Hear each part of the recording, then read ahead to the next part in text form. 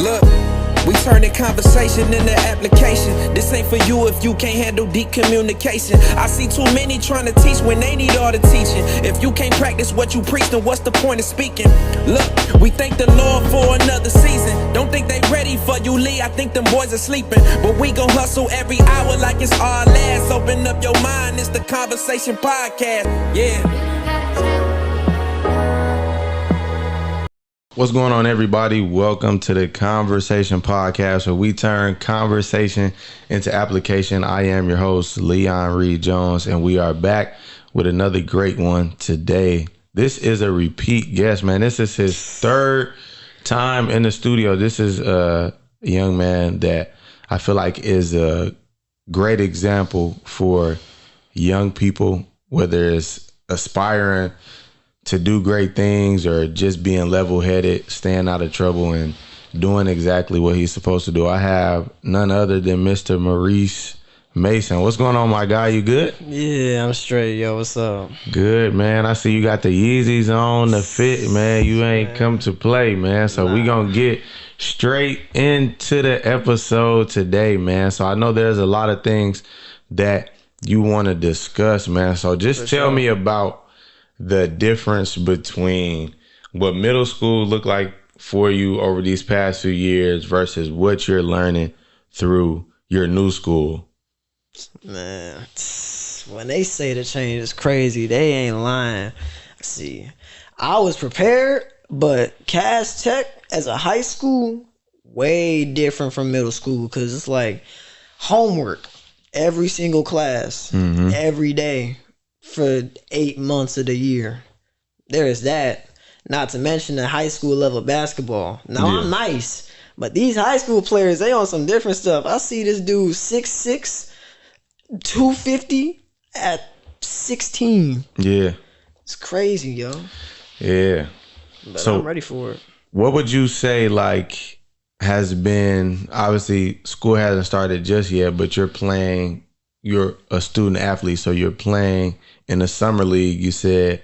And so, like, for you, with all of these different expectations that you have to uphold as far as your grades, making sure you get to class on time, also making sure you giving 110% in practice, like, what has been something to you that stands out? Like, what has been something that helps you keep going with this? Because already you got a lot of stuff piling up. You got summer league, you practicing, you having your own separate practice, going to the gym every morning or at nighttime, or doing the little things that everybody doesn't do. But on top of that, you have to be a scholar as well. So, like, how are you, like, what is your mindset with that? Man, it's just like, don't be like those who failed before you. Keep going, keep pushing, because in the end, the success, that's going to be there. But what makes your journey great is if you know that you kept going. For sure, man.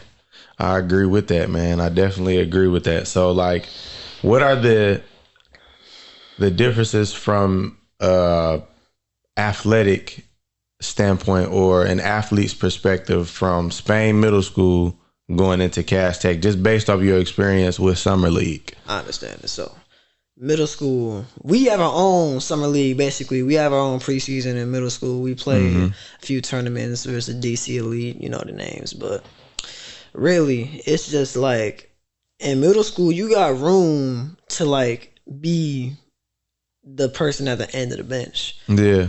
One thing you got to realize, everybody on the next level was the man on their team on the previous level. And that's what I had to learn, because in high school, ain't no time to play around. You got to take care of your business. So that's just one thing for me that I always keep in mind, because everybody was that guy for their team. Like, most of the players on our summer league team I played against in middle school, and they was that guy.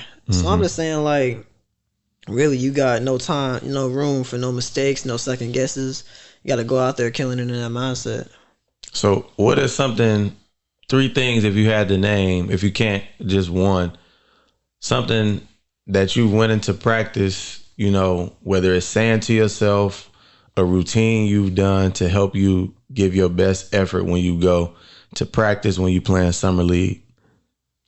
3 things. I mean, like, one, always outwork everybody in the gym Mm-hmm. because you're that underdog. You coming in, everybody trying to take your head off. Mm-hmm. Number 2, be the person that the coach look at saying, oh, I like him. I like his style. I like how we do the extra things. Do the little things that the players who are seniors don't do because that opens up room.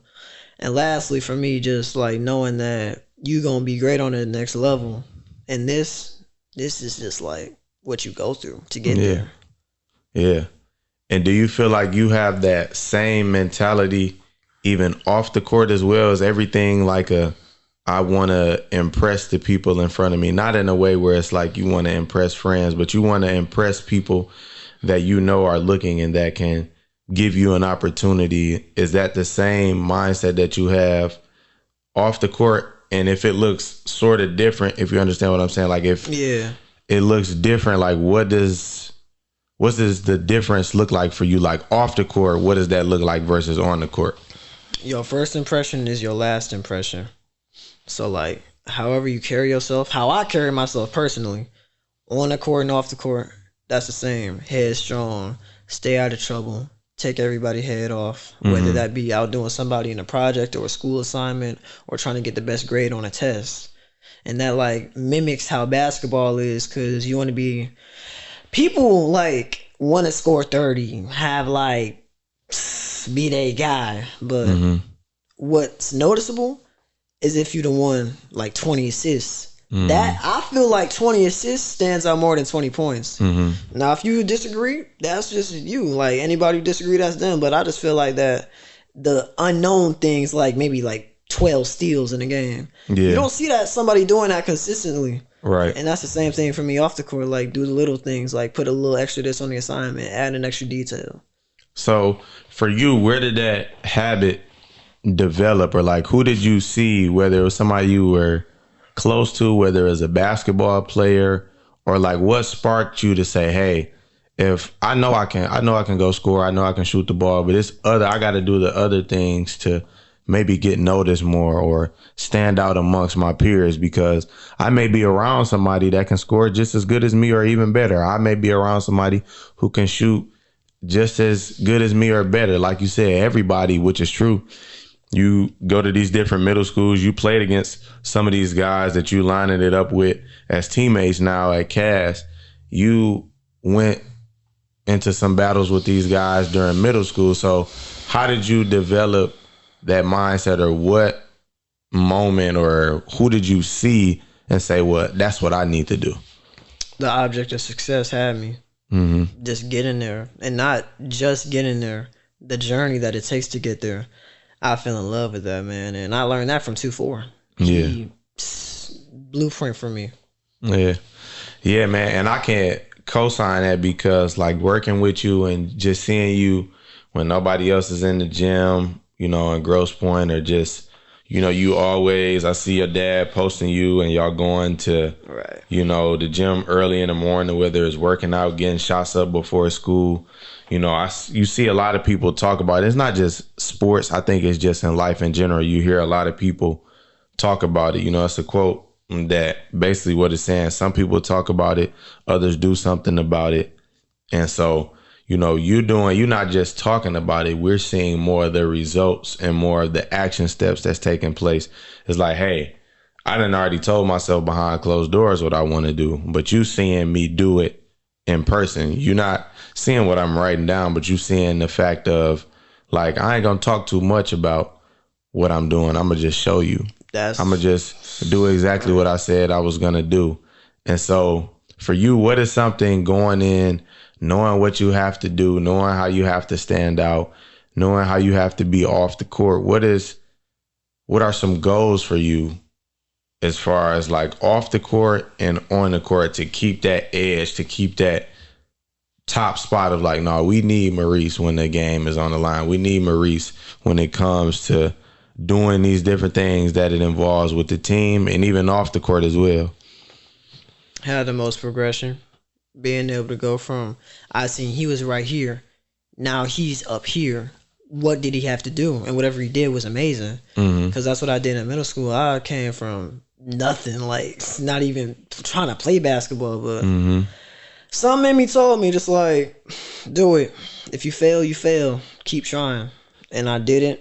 I saw how I failed, but then I seen those above me, the 8th graders when I was on 6th grade. That sparked me, and that allowed me to like learn from them and see what they did. And when I saw what they did, I said to myself, I'm gonna do that better. Yeah. And I'm gonna outwork everybody. For sure. So you mentioned failure. You said if you fail, like we doing this regardless. So like for you, what did it take for you to get to that point? And then now where you are now, how do you view failure? So if you don't start in this game and you know, man, I've been coming to practice every day. I've been outworking people. The coach has been telling me this, but man, I still ain't get that starting spot. I may not even be 6 man. I may not. So how do you, when you come up against those roadblocks that when most people, a challenge comes, they move away from it, or when a problem presents itself, they come up with another problem instead of finding a solution. So how do you figure out, or what is your mindset now of when failure happens, or when I don't get it right, when I don't get it right in the classroom, when I don't get it right on the court or in practice? What is your mindset, and like what are some action steps that you take? Well, really, I view failure. It's awesome, man, because that's where you're gonna learn the most. You don't learn from winning all the time. What you get from winning all the time is that I'm the best. Everybody else ain't win, so I'm the best. What you learn is if that you won a few times, you can get beat. Then it's like, what did he do to beat me? And now I got to do that, but better. And that's where building the bar goes. Because say athletes right here works out every now and then, wins every summer league game. Yeah. Then it's this athlete. You see it's going like this. Summer athlete going like this. Boom, boom. Then he surpasses him. He saw what he did to win. He just did it better. Because he failed at it. He lost to him multiple times. He seen what he did, seen what he didn't do, and then got better at it. And that's not just with basketball. That's with studying. That's with job interviews. That's with anything. Like, if you see somebody doing your job better than you, a right-minded person will look at that and try to improve on themselves in a way that applies to them. Yeah. For sure, man. I agree with everything you said. I think, like, sometimes we get around in life and we feel like we're the originators of something. And you can be an originator or something, but there's always somebody before you that you may model, or, you know, okay, I'm going to take this from this person. I'm going to take this quality and this trait from this person, and I'm going to apply it to my life, but I'm going to make it my own thing. Like how you saying about the comparison about, okay, well, this person kept losing to this high schooler. This person kept losing to this person who was way better than them. They kept forcing me left, or they kept forcing me to shoot. It was something that happened that triggered something in my brain to say, hey, I got to do something a little different. What did they do? Let me go talk to somebody. Let me go sit in on the practice. Let me watch film. For sure. Let me have a conversation with somebody that's seeing something that I'm not seeing. And then let me take all of that into account and let it be action steps. Because a lot of times what we have is like, a lot of people got the answers to the test, but they don't use them. So like what I'm saying is like, you can have all the notes in the world. You can buy as many books on basketball. You can watch as many films.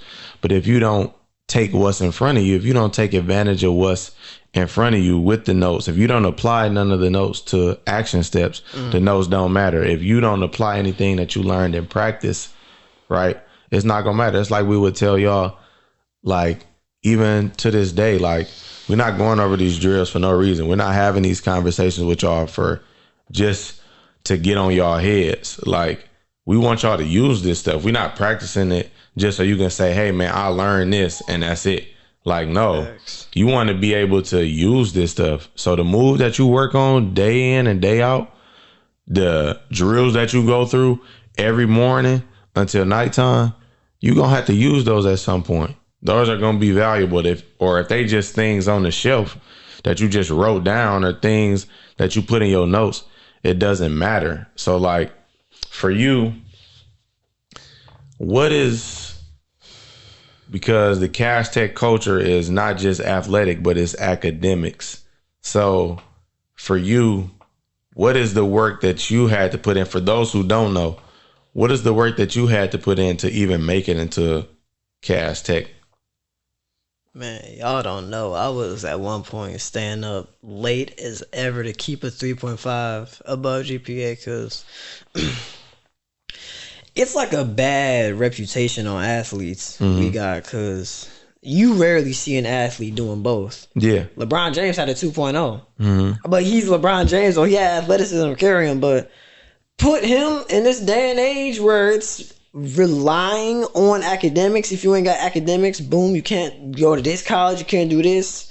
He had scholarships, but more than likely the work would have overcame him. And that's what I think about most of the time because what it took to get into Cass Tech, it was crazy. Like missing assignments I had, and this is low key something I don't even talk about for real. I was at one point struggling keeping a 2.8 and having a 3.0. And I've never gone below a 3.0 in my life. And then when I was at that moment, I was like, nah, I can't do that. So I locked in. At one point I just said, will I have to put down the ball for like a few days to focus on schoolwork? And that's something I had to think about because it's not just ball. It's not an athlete student, it's a student athlete. Yeah. That comes first. And it's just like that mindset really helped me. I got 98th percentile on my essay. 80th on my test, and that's just from the hard work. Yeah, for sure, man. The results speak for themselves. And so for you, I'm listening to you and I'm hearing you talk about the constant thing that I hear when you speak is work ethic in all areas. I think we deal with a lot of people in all age groups where a lot of times they'll be great in one area but not great in another. And when I say that, I don't mean like you have to be great at everything, because there's going to be certain things that you may not be the best at for whatever reason.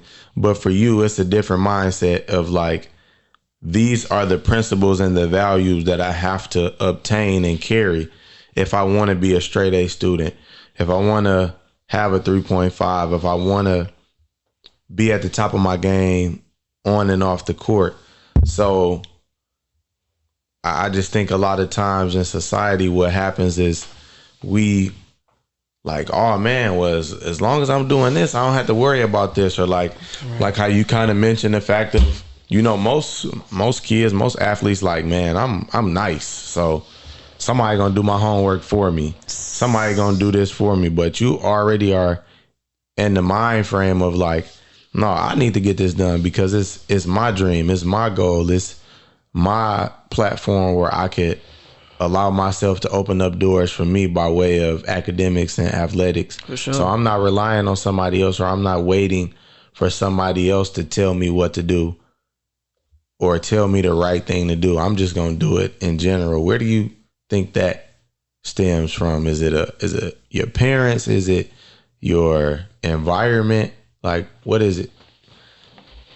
It definitely came some from my parents because they're the hardest working people I know. Mom, I'm not even going to say too much. Mom staying up all night, risking her health for this business. Yeah. Dad going to work same time I be going to the gym. Yeah. But we doing completely two different things. He walking 50 steps just to drive cars and slave away at this job. I don't like it, but you got to do what you got to do. Yeah. And seeing that really helped me understand what work ethic really meant to me. Yeah. Also, it's just something in my brain. I don't know. I might just be different, but I love the struggle, the failure, the sweat, the tears, the emotion that comes with failing and getting better. This is something that excites me. And I've never been on a stance where I wanted to stop doing that. I mean, like, I've taken breaks, but I took those breaks and I had to get back on top. Yeah. And to get back on top, I had to have a work ethic. Yeah, man. And like I tell you all the time when we talk off camera, when I see you in person or when I text you, man, I'm super proud of the young man that you are not, that you've become, but the person that you are still becoming. Because, like, you know, I remember the days where we had to, you know, get on you and, you know, and it's like, man, are you serious about this? And do you want to actually play basketball? And then it's like you did a whole 180, bro, and you just came in every day ready to work, and it was to the point where you asking us like, hey, is there any spots available? I want to work out twice a day, every day. Yes. And even after that, after your session was over, you up in the gym working out, or your dad is posting you working out in the backyard or going to the gym, man. And I think you are on the best path right now to accomplish anything that you want to accomplish. Now, I know last time you were here, you talked about the fashion brand. I see that, over the years you've been, switching it up with the fashion and been, more into that. So like for you, me thinking about that is like, is there ever a moment where you think, what if this doesn't work? Like when you think about basketball, when you think about fashion, is there ever a time that you feel like, dang, what if I reach my peak here? What if Cass Tech, or what if college is the last stop and I may not make it to the league, or I may not play overseas? Like, right. And what does that do for you at your age right now? Well, my mom, best mom in the world, she instilled that in me at age 6 when I first started. Mm-hmm. She like, have a plan B, Mo. Have a plan A, have a plan B, have a plan C. And the thing for me is just like, I always think about that. And that's mainly what drives me, not to fail. But you got to understand, it's low-key 1 in a million. It's like really hard to get there. And that's what I love about it. Because if you fail, you got G League, you got overseas. And even if basketball isn't in my career, like if I have an injury or something, I'm still a really creative person. Yeah, it's a hard subject, but it's just the truth. And I feel like I could do really whatever I want. Yeah. I'm taking fashion classes. I'm doing all sorts of stuff, creative writing. If fashion doesn't work, I got photography. I'm interested in that. Yeah. I'm interested in like a lot of things. And I feel like Cass Tech, the reason why I chose Cass Tech is because they have opportunities. And that's what like I look for. Because like, what if this doesn't work out? What if this pathway is closed? One door closes, another one opens. That's what I think about every time. Yeah, man, that's a fact, man. And I think just from seeing you how you are on social media, when I talk to you one-on-one or when we have our conversations, man, I think one of the biggest things that I respect about you is like you always trying to figure something out. You always trying to find something else that you can be a part of, and you always give your best efforts. When it was about the fashion, it's like, man, I got my brand. Coach, look at this. Right. Or I'm in the gym. I'm playing with the Cass Tech Summer League. I got into Cass Tech, man. I'm doing all of these different things. There's always 2 things that I see with you. It's like, I'm always trying to do something. It's always like a what's next. Like, okay, I did this. Now let me do this. I did that. Let me go move on to something else. Let me do more of this. Let me always trying to figure out what more can I do? Like, that's the mindset that I see that you have. What more can I add to my resume? What more can I add to my skill set or my toolbox, so to speak? And so for you, being around people your age or even younger, like, why do you feel like most kids your age, like they don't stick with something, or they don't, put in the effort that you may put in, or other people that really want to go somewhere put in? Hunger.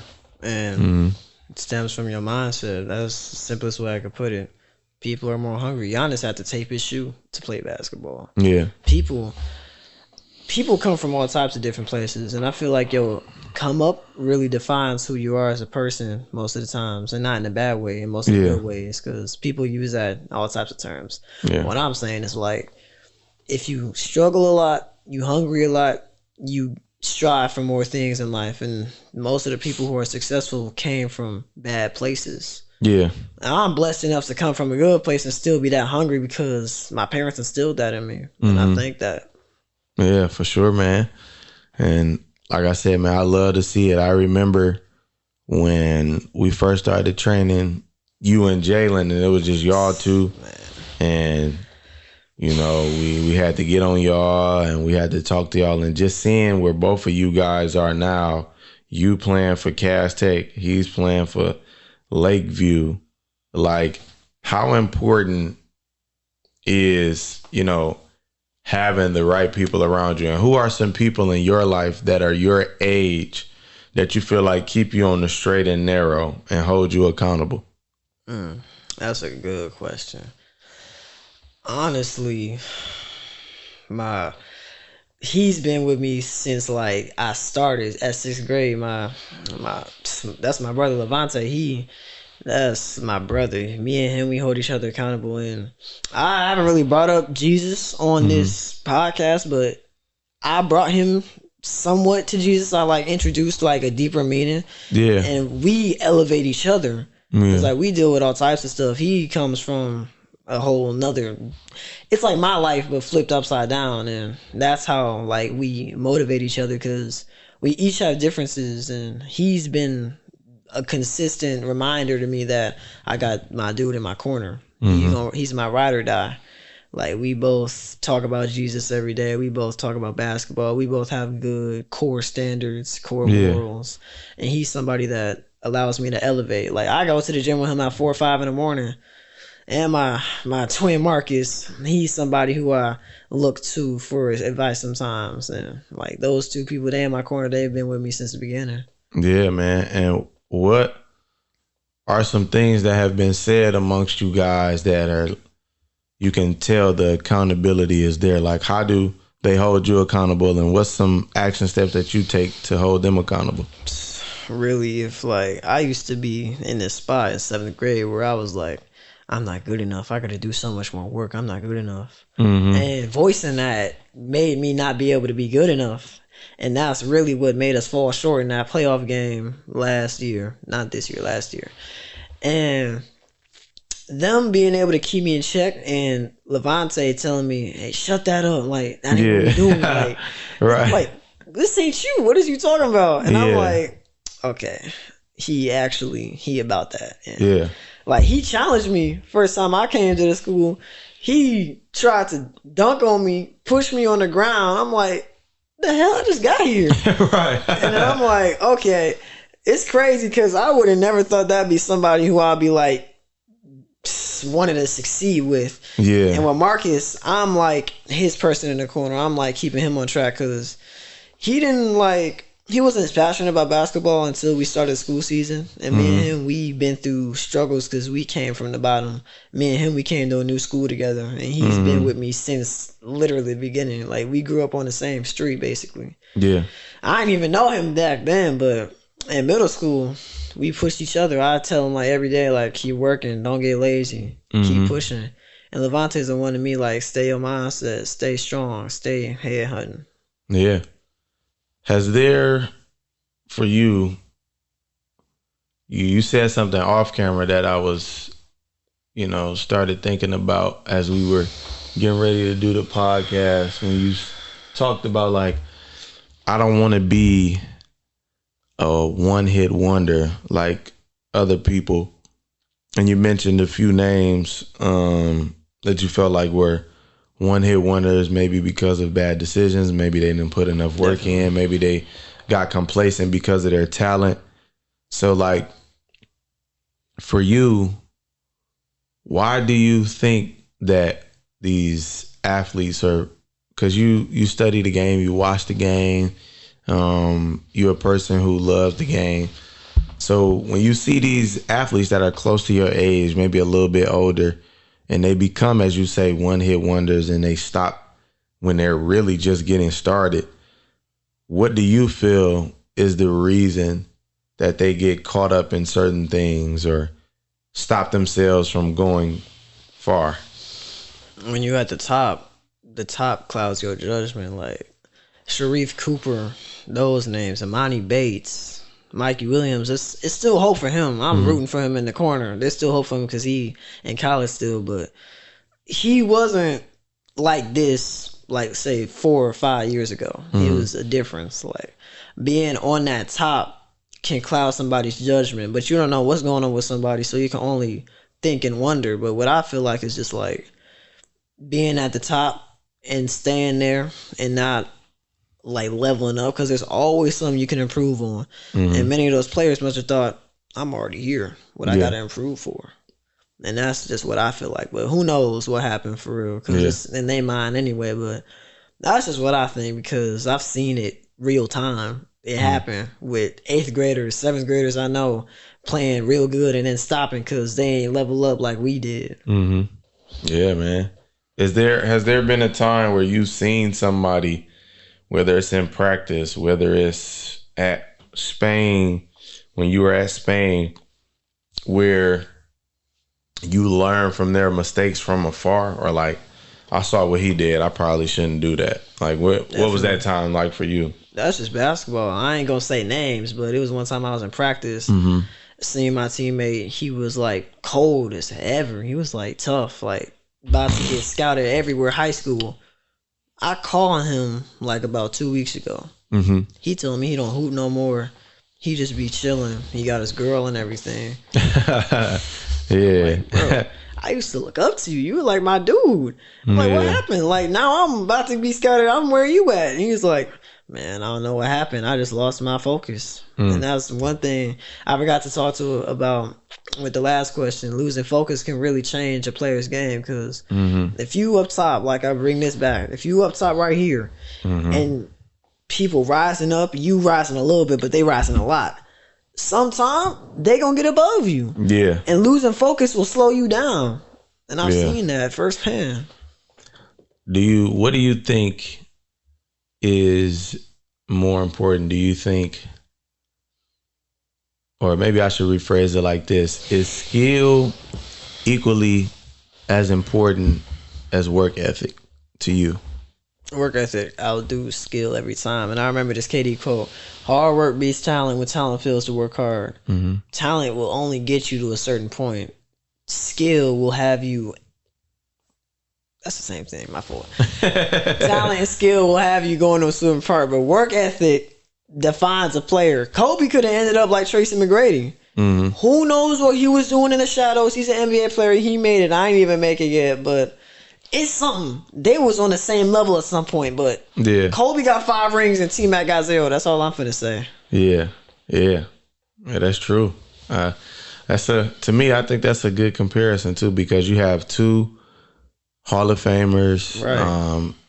Like you said, at one point, T-Mac and Kobe were in a conversation of who was better. A lot of people had T-Mac over Kobe at one point, but it's like, it's obviously it's different things that go into it. You got injuries, you got situations, but team switching. Kobe stayed with the Lakers 20 years. T-Mac switched around. Yeah, and just to see, like, until the day he retired, his routine remained the same, and he got sharper and sharper and sharper. And even after he retired, he was coaching his daughter. He was coaching the teams and the travel teams. So it's like that wasn't just, you have some people, they have what can be described as like circumstantial commitment. Like, I'm only committed if this. It's like people are waiting for a perfect world or like a perfect situation. Like, I hate that. If it's like, hey, if I got a starting spot, I'll do this.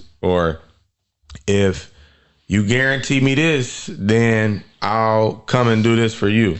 That's when it's like, that's not realistic. Yeah. You don't succeed that way. And I don't like that. It pisses me off low key when you said it. I'm like, bro, it's just taking me back to those who like think they better than me, and they like, man, I'll cook you, but I ain't even make the team, so I don't know. I'll still fry you though. Right. I beat you 12-5, and I'm like, bro, that mindset, that don't resonate with me. That's like, that ain't me for real. I'm headhunting, work, outdo you type of person. Like, for sure, man. You understand the type of work you put in, so it's kind of like you said, it's almost disrespectful to say like, you'll beat me. Like, how? I work harder than you. It's like, I heard Kobe say this in the documentary he had called Muse, and he was like, "You're done. Like, I've already done what you've done times 10." Meaning, like, he was saying, like, I've practiced at 5 a.m. already. you're just now waking up by the time I'm done out of my 5 a.m. workout and you going to your first practice. Meanwhile, I'm on my second one.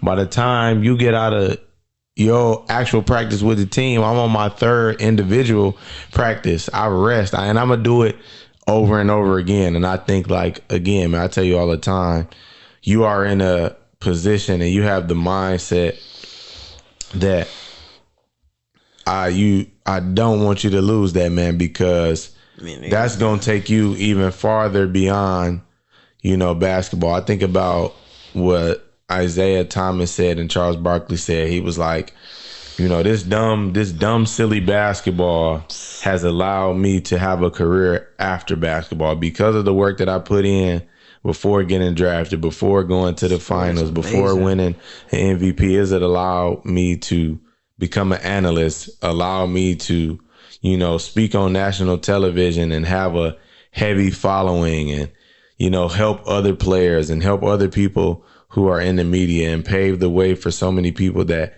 come after me. And I remember Isaiah Thomas, the one who played for the Celtics and the Suns and all of that. He said he was talking to a group of kids and he's like, man, like my mom don't have to work no more. My kids don't have to worry about nothing because I doubled down on myself and I was confident about who I am and I put the work in time after time. And people make fun of him now because he's always trying to get signed to a team. But this guy has never stopped working. Is he LeBron? No. Is he Kyrie? Is he Derrick Rose? No, he's just him and he works hard. Work ethic, and those people see the work of that. So for you, I would ask you, do you think there's a difference? Because I heard you talking about like, yo, man, I'm nice. And I've seen you play, so I know what you're capable of. And obviously you've grown since then. But like, what is the difference between, in your opinion, being humble versus being cocky? And do you feel like you have a little bit of both, or is it just, are you being humble? And what's the difference between the two in your eyes? Good question. Cockiness is having no reasoning behind your claim. Humbleness is like saying, okay, I put in all this and I'm saying this much. Mm-hmm. You put nothing and you saying everything else. I'm like, bro. And then it's like, everybody's been cocky at one point. You ain't perfect, bro. Everybody's been cocky. And I just feel like even when I slip and I end up saying something that's like overly cocky and then I end up losing after. Yeah. That burn, I use that. And I try to make sure I don't slip and stay humble because that's what coaches look for. Coaches don't look for the dude that's posting on social media every day. Like, I seen this one clip of this YouTuber. He was like doing POV, these Instagram hoopers. Mm-hmm. This dude, he got a tripod in the gym, went live talking about, I'm in here every day. I've been here since 4. As soon as he turned the live off, he go home and eat fruit snacks. Yeah. And that's just like, I view cockiness as like that. Like, you saying you better than this, but you done nothing to back your saying up. People can be cocky. I mean, like, I know many people who was cocky and was nice like that, but humbleness, I feel like, pushes you above that label. Yeah. What has kept you humble? It could be a situation, it could be, something that has happened to you. What is something that keeps you in a state of humility? My regrets and my failures. Mm-hmm. Because I know, like, I'm saying all this, I'm nice, I'm tough, like, and I've done the work behind it. Yeah. But then again, I always bring myself back to the times where I've had the most regret, the most failure. Like, I ain't even talk about this yet, but we lost our playoff game, and it's the first time we made it past the second round. Yeah. The first round in, like, years. I was broken. I was depressed for, like, 3 weeks. I'm, like, not talking to nobody. I'm in the gym, just straight in the gym, not leaving my room. I'm in the gym. I'm not even showering at home. I'm showering at the gym and getting dressed at the gym and coming back home and sleeping. That's the same thing every day. And that, to me, is the reason why I'm so humble. Because you could say all this, you the best, lose a championship, and end up being your fault. And that wasn't me, but that could have been me. And that's what kind of drives me to be humble, because I'm not trying to have that in high school again. I'm not trying to be putting that. I got 4 years this time instead of 3. Yeah. And I'm trying to make the most of it. And humbleness will get you there because you ain't going to be the one people pay attention to. But then you going to be the one that hit the game winner, and then they going to pay attention to you. Yes, sir. Yeah, man. I agree. And again, I think just your demeanor and your attitude towards what you want to see from yourself is amazing. And it's going to continue to take you a long way. Like I told you, as we were coming over here, you know, this is only the beginning for you, man. So definitely. I'm always big on giving my people their flowers, man. So again, I'm super proud of what you're doing, super proud of the accomplishments that you have achieved thus far. And this is only the surface, man, and you're only scratching the surface. And so what I would ask you is, like, what is